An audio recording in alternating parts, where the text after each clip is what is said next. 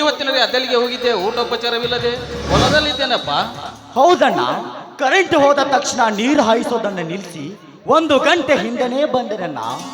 ಆದರೆ ನಾನು ಬರುವಷ್ಟರಲ್ಲಿ ನಮ್ಮೂರಿನ ಅಗಸಿಯ ಮುಂದೆ ಒಂದು ದೊಡ್ಡ ಕುಸ್ತಿ ಕಣಾನೆ ಏರ್ಪಟ್ಟಿತ್ತಣ್ಣ. ಒಂದು ದೊಡ್ಡ ಕುಸ್ತಿ ಕಣಾನೆ ಏರ್ಪಟ್ಟಿದ್ದು. ಹಾಗಾದ್ರೆ ಅದರಲ್ಲಿ ಕಡೆ ಕುಸ್ತಿನ ನೀನೇ ಆಡಿದೇನಪ್ಪ? ಕಡೆಯ ಕುಸ್ತಿಯನ್ನು ಕಿತ್ತು ತಂದಿದ್ದೇನೆ ಅತ್ಯಮ್ಮ, ಕಡೆಯ ಕುಸ್ತಿಯನ್ನು ಕಿತ್ತು ತಂದಿದ್ದೇನೆ. ಆ ಕಣದಲ್ಲಿ ಕಡೆಗರಿಯನ್ನ ನೋಡಿ ನನ್ನ ಮೈ ಮನವೆಲ್ಲ ರೋಮಾಂಚನಗೊಂಡು ಶ್ರೀ ಹನುಮನ ಶಕ್ತಿಯ ಬಲ ನನ್ನೆಲ್ಲ ಆವರಿಸಿ, ಏ ಅತ್ತಿಗೆಮ್ಮ, ನೀನು ತಿನ್ನಿಸಿದ ಕೈ ತುತ್ತಿನ ರಕ್ತ ಕೂಗಿ ಹೇಳುತ್ತಿತ್ತು ಅತ್ತಿಗೆಮ್ಮ. ಆ ಕಡೆಗಡಿಯನ್ನು ತೆಗೆದು ಬಂಗಾರದ ಕಡೆಯನ್ನ ಕೀಳೆಂದು. ಏನಪ್ಪ, ನನಗೆ ತಿಳಿಯದೆ ಇವರಲ್ಲಿ ಕುಸ್ತಿ ನಡೆಯೈತೆ? ಮತ್ತಿನ್ನಾರನ್ನ ಈ ಊರಿಗೆ ದೊಡ್ಡವನೆನಿಸಿಕೊಂಡಿದ್ದಾನಲ್ಲ ಆ ಸಿದ್ದನಗೌಡ. ಆ ಸಿದ್ದನಗೌಡನ ಏರ್ಪಡಿಸಿದನನ್ನ ಕುಸ್ತಿಯ ಪಂದ್ಯವನ್ನ. ಆದರೆ ಆ ಗೌಡನ ಬಂಟ ಕರಿಯಾನೆ ನನ್ನ ಕೊನೆಯ ಕುಸ್ತಿ ಪಂದ್ಯದ ಗಡಿಯನ್ನ, ಕೊನೆಯ ಕುಸ್ತಿ ಪಂದ್ಯದ ಗಡಿ. ಅಲ್ಲಪ್ಪ ಮೈದನ, ಆ ನೀಚನ ಕಣದಲ್ಲಿ ನೀನ್ ಯಾಕಪ್ಪ ಹೋಗಿದ್ದೆ? ಬಲರಾಮ, ಏನಿದು ಈ ನಿನ್ನ ನಿಗೂಢ ರಹಸ್ಯದ ನಡೆ? ಅದೇನೆಂದು ಬೇಗ ಬೇಗ ಹೇಳು. ಅದೇ ಅಣ್ಣ, ನಮ್ಮ ಜಿಲ್ಲಾ ಸಹಕಾರಿ ಬ್ಯಾಂಕ್ ಚುನಾವಣೆಯ ಅಭ್ಯರ್ಥಿಯಾದ ಸಿದ್ದನಗೌಡ ನಮ್ಮ ಭಾಗದ ಎಲ್ಲಾ ಸೊಸೈಟಿ ಅಧ್ಯಕ್ಷರನ್ನು ಕರೆಸಿ ಅವರಿಗೆ ಜೀವದ ಬೆದರಿಕೆ ಹಾಕಿದನನ್ನ. ಆಗ ಅದರಲ್ಲಿ ಒಬ್ಬ ಎದ್ದು ನಿಂತುಕೊಂಡು, ಏನ್ರೀ ಗೌಡ್ರ, ಇದು ಪ್ರಜಾಪ್ರಭುತ್ವವಿದೆ, ಇದೇನು ರಾಜ ಮಹಾರಾಜರ ಕಾಲವಲ್ಲ, ನಮ್ಮ ಮತ ನಮ್ಮ ಹಕ್ಕಿದೆ ಅಂದನನ್ನ. ಅದಕ್ಕೆ ಆ ಸಿದ್ದನಗೌಡ ಸುಮ್ಮನಿದ್ದೀನಪ್ಪ? ಇಲ್ಲಣ್ಣ, ಇಲ್ಲ. ಆ ಕರಿಯನಿಂದ ಆತನನ್ನು ಸಾಕಷ್ಟು ಹೊಡೆಸಿದ. ಅವನ ಹೊಡೆತಕ್ಕೆ ಹೆದರಿ ಅವರೆಲ್ಲ ಓಡಿ ಹೋದರಣ್ಣ.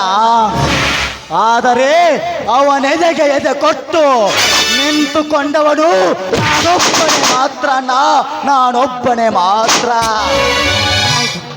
ಆ ಕ್ರೂರಿಯ ಮುಂದೆ ನೀನ್ ಯಾಕಪ್ಪ ನಿಂತುಕೊಂಡೆ?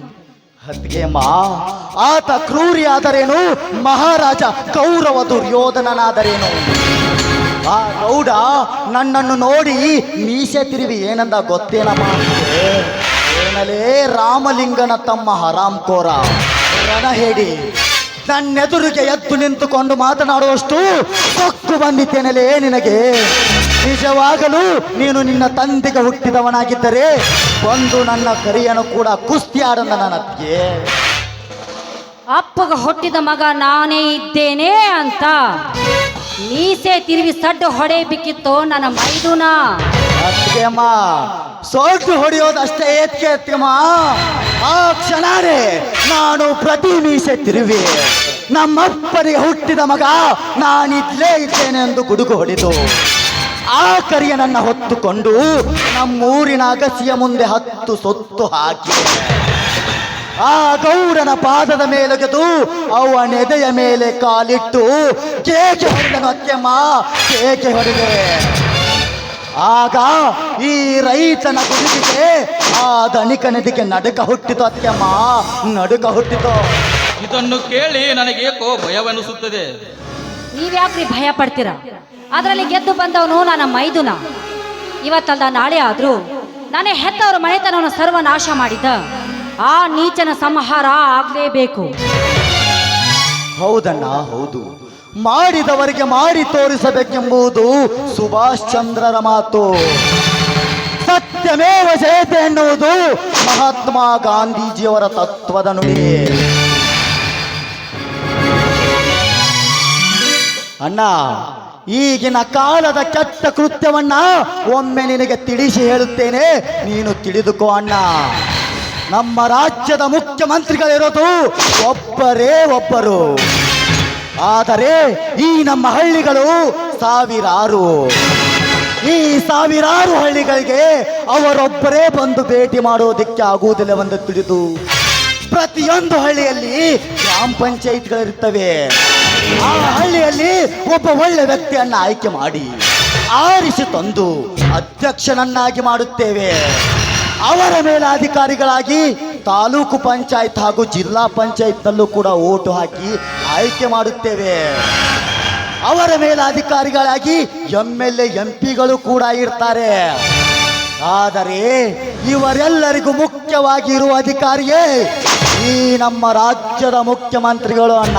ರಾಜ್ಯದ ಮುಖ್ಯಮಂತ್ರಿಗಳು, ಈ ನಮ್ಮ ರಾಜ್ಯದ ಮುಖ್ಯಮಂತ್ರಿಗಳು ಪ್ರತಿಯೊಂದು ಜಿಲ್ಲೆ ತಾಲೂಕುಗಳಿಗೆ ಬೆಂದು ಭೇಟಿ ಮಾಡಿ ತಪ್ಪು ಮಾಡಿದ ಅಧಿಕಾರಿಗಳಿಗೆ ಶಿಕ್ಷೆ ಕೊಟ್ಟು ಅವರನ್ನ ಕೆಲಸದಿಂದ ವಜಾ ಮಾಡಿ ಈ ನಮ್ಮ ಹಳ್ಳಿಗಳಿಗೆ ಸರಿಯಾದ ಸೌಲಭ್ಯಗಳನ್ನು ಒದಗಿಸಿದರೆ ಅವರು ನಮ್ಮ ರಾಜ್ಯದ ಮುಖ್ಯಮಂತ್ರಿಗಳಾಗಿದ್ದಕ್ಕೂ ಸಾರ್ಥಕವಾಗುತ್ತದೆ.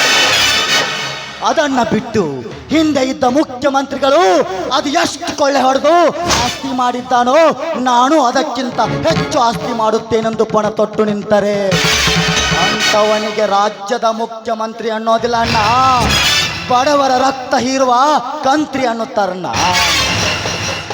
ಈ ಎಲ್ಲ ಮಾತುಗಳು ಸತ್ಯವಾಗಬೇಕಾದರೆ ನಮ್ಮಂಥ ಯುವಶಕ್ತಿಗಳು, ಇವರಂಥ ಯುವಶಕ್ತಿಗಳು ಎದ್ದು ನಿಂತಾಗಲೇ ಈ ನಮ್ಮ ರಾಜ್ಯ ರಾಮರಾಜ್ಯವಾಗಲು ಸಾಧ್ಯವನ್ನ, ರಾಮರಾಜ್ಯವಾಗಲು ಸಾಧ್ಯ.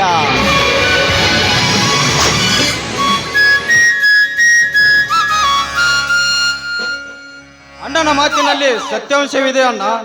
ಯುವ ಶಕ್ತಿಯ ವಿದ್ಯುತ್ ಶಕ್ತಿ ಎಂದು ಸ್ವಾಮಿ ವಿವೇಕಾನಂದರು ಹೇಳಿದ್ದಾರೆ. ಬಾರಪ್ಪ ಸಹೋದರ, ನಿನ್ನ ಓದು ಮುಗಿಯಿತೇನು? ಪ್ರಥಮ ರ್ಯಾಂಕ್ ಬರುವ ನಿರೀಕ್ಷೆ ಇದೆ ಅಣ್ಣ. ಅದಕ್ಕೆ ನಿಮ್ಮಿಬ್ಬರ ಆಶೀರ್ವಾದವೇ ಕಾರಣ.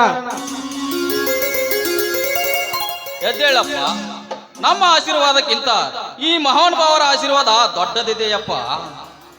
ನಾವು ನಿಂತ ನೆಲ, ನಾವು ಬಿತ್ತುವ ಹೊಲ, ನಮ್ಮೆಲ್ಲರ ಶಕ್ತಿಯ ಬಲ ಎಲ್ಲದೂ ಇವರದೇ.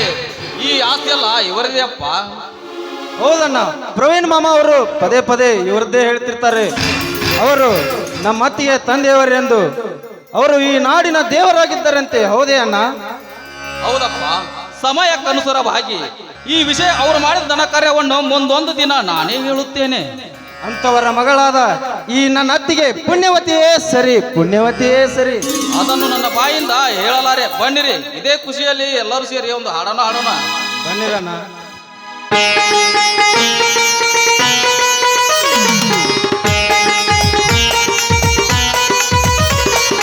ನಮ್ಮ ಮನೆಯಲ್ಲಿ ದಿನವೋ ಮಿರವೋ ಚೈತ್ರವೇ, ಬೆಳದಿಂಗಳ ಈ ಪ್ರೀತಿ ಕರಗಲು ಸಾಧ್ಯವೇ?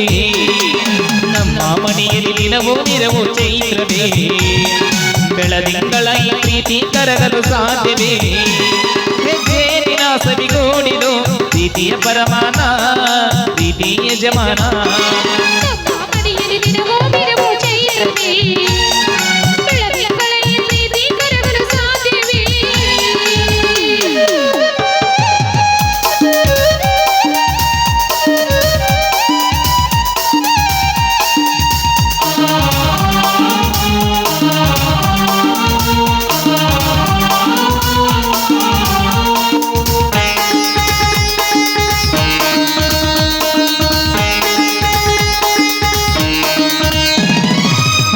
ಚಿಲಿಪಿಲಿ ಹಕ್ಕಿಗಳೇ ಪ್ರೀತಿಯ ಭಾಷೆ ಕೇಳಿರಿ, ಕಣ್ಣಿನಂತ ಅಣ್ಣನು ತಾಯಿಯಾದನು ನೋಡಿರಿ. ಹಾಡೋ ಚಿಲಿಪಿಲಿ ಹಕ್ಕಿಗಳೇ ಪ್ರೀತಿಯ ಭಾಷೆ ಕೇಳಿರಿ, ಕಣ್ಣಿನಂತ ಅಣ್ಣನು ತಾಯಿಯಾದನು ನೋಡಿರಿ.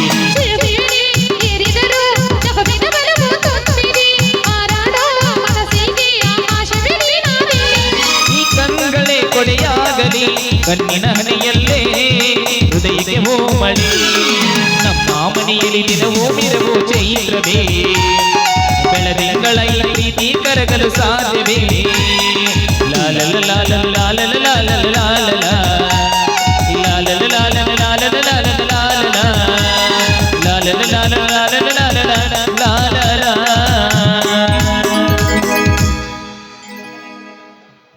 ಸರಿ ಬನ್ನಿ, ಬಿಸಿ ಬಿಸಿ ಪ್ರಸಾದ ರೆಡಿಯಾಗಿದೆ, ಎಲ್ಲರೂ ಸರಿ ಊಟ ಮಾಡೋಣ. ಹೌದು ನಡೆಯಮ್ಮ, ತುಂಬಾ ಹಸಿವಾಗಿದೆ. ಹೊಟ್ಟೆ ಸುಮ್ಮನೆ ಎಲ್ಲರೂ ಕೂಡ ಊಟ ಮಾಡೋಣ. ನಿಮ್ಗೆ ಮೊದ್ಲು ಹಸಿವಾಗಿರ್ಬೇಕು, ಬರ್ರಿ. ಹೌದು ನಡ್ರಿ, ಅದಕ್ಕೆ ನನಗೂ ತುಂಬಾ ಹಸಿವಾಗ್ತಾ ಇದೆ. ಹೌದಪ್ಪ, ಬಾರಪ್ಪ.